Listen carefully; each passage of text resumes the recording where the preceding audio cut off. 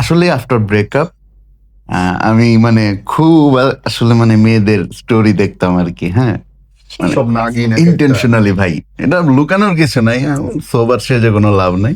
মানে দেখতাম যে আসলে কি চলতেছে। কি চলতেছে দুনিয়ায়, কারণ এতদিন তো কমিটেড ছিলাম একজনের প্রতি।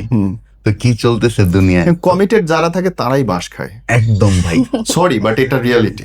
দ্যাটস একদম মানে এবং যে যত ফাইজলামি করে তার জীবনে তত ভালো হাজবেন্ড বা ওয়াইফ আসে, আর যে যত রকমের কমিটেড থাকবে দেখা যায় যে সেখানে নাগিন বসে আছে একটা। এটা সত্য কথা। তো ভাইয়া, যখন ওর ওর দেখতেছি স্টোরিতে, দেখলাম কি ও মানে ওর চেহারা দেখা যাচ্ছে না, খাটের মধ্যে আর কি হেলান দিয়ে, আমরা যেমন সোফায় হেলান দিয়ে বসে, ও খাটের পায়ার ওই দিকটাতে হেলান দিয়ে বসে একটা মানে পুরোনো একটা ওল্ড ভাইবের একটা ইফেক্ট দিয়ে একটা গানের সাথে স্টোরি দিছে।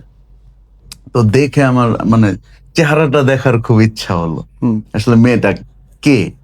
তখন অনেক মেয়ে আসে, নাম দেখে তো আর বোঝা যায় না। তখন ওর প্রোফাইলে আমি ঢুকি, ঢুকার পরে আই ওয়াজ লাইক যে সুন্দর।